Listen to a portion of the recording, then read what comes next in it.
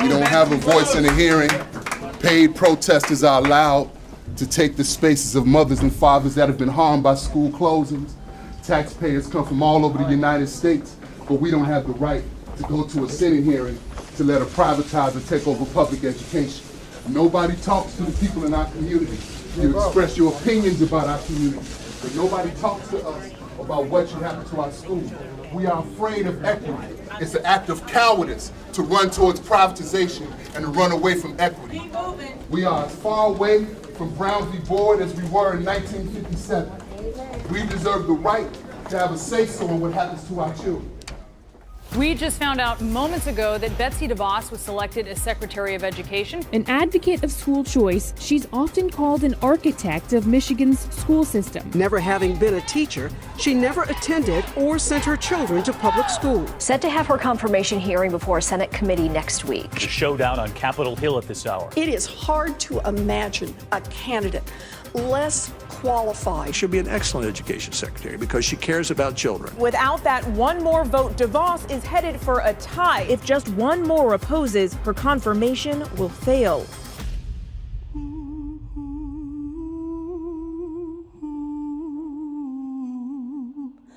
People from Detroit are suffering because the trust that they've given to the system through their tax dollars has been betrayed.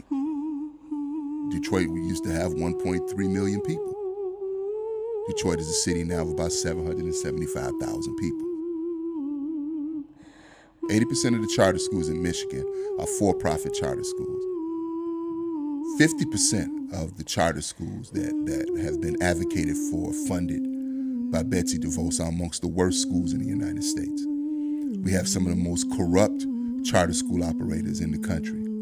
Schools have opened and closed within a matter of weeks. What do we want? Dr. Moore! When do we want it? Now! If we don't get it, shut it down! We don't get it, shut it down! We don't get it! My name is G2 Brown from Chicago, Illinois. I'm the National Director for the Journey for Justice Alliance.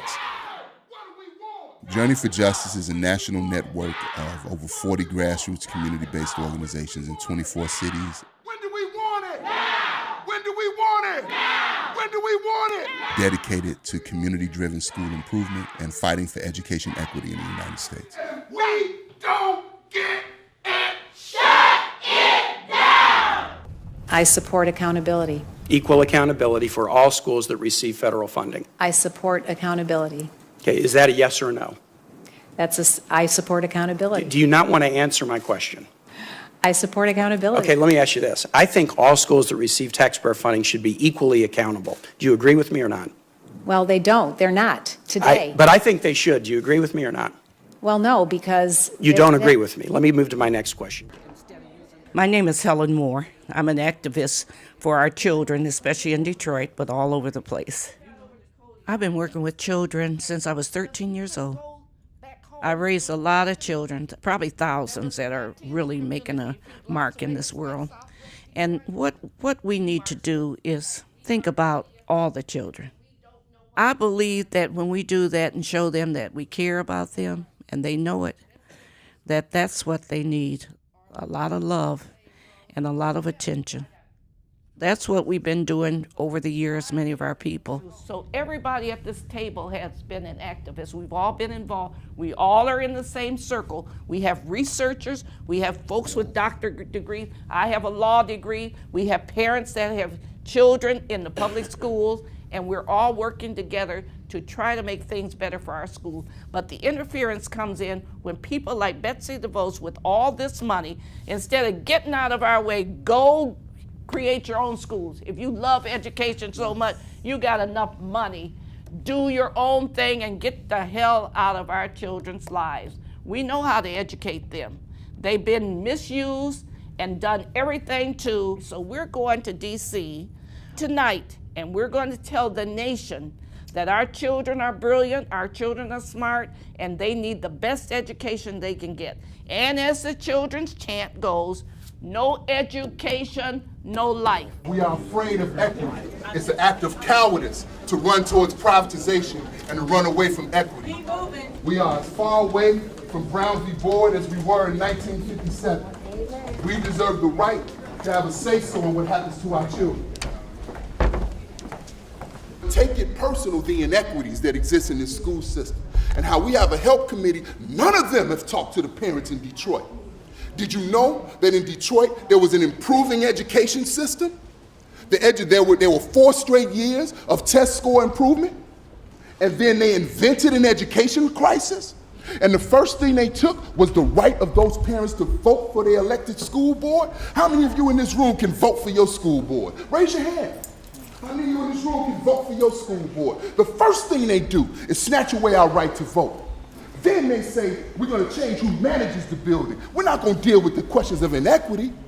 How can we be comfortable with a grandmother sitting there telling you there were 53 children in her kindergarten class? At the same school, children that need special ed are getting their services under the stairs, eating lunch in the gym room.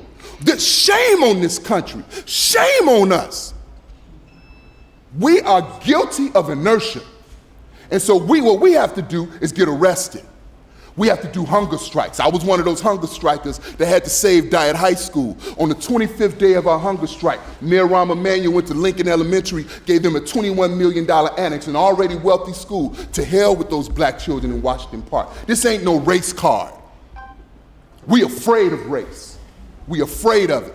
And since we're afraid of it, we don't change anything. And so we have to be under armed guard just because we want our voices heard. Nobody's here trying to do anything wrong. Every person usually, this brother's a retired educator, dedicated his life to children. But we have to act like we're criminals. We're being criminalized while they got paid protesters out there. But we're being criminalized. This is what America really is. So all of the illusions of a post-racial society, you better get over that. Despite this great gray in my beard, I got an 8-year-old. I'm terrified for him. This is your second warning. We were told that we can speak. You're not holding signs in the building. Okay. Take down the sign. Yes, ma'am. And if you walk with that sign throughout this building, yes, you ma'am, will be arrested, okay? Yes, ma'am. I know you guys said you don't want to be arrested. We're not trying to arrest you, but you're doing everything in order for us to arrest you, okay? What have you learned about the failures of the Detroit public schools and Detroit charter schools that has informed your decision-making as the Secretary of Education? What went wrong there that's going to go right in cities all across America as a result of your philosophy about how we ought to move the country forward? Actually, I believe that there's a lot that has gone right in Detroit and in Michigan with regard to charter schools. And the notion that there hasn't been accountability is just wrong. It's it's false news. It's not correct. That's why the work in our neighborhoods is so important, because this space is corrupted. The struggle continues, but there is a struggle. This ain't David versus Goliath. This is a fight. You don't go to an action and expect the Red Sea to part. You go to an action to land a blow. Right? Then you come back and you figure out how you come back next time. So we landed a blow.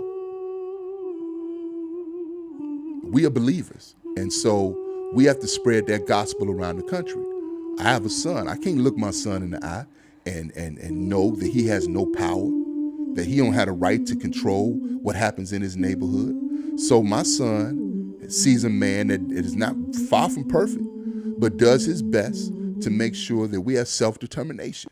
So that has to be the core essence of our education movement moving forward. We can't make the mistake that our brothers and sisters made in the civil rights movement. And that mistake was to believe that through legislation, we can transform a country that has never been held accountable for its hatred. Accountability breeds transformation.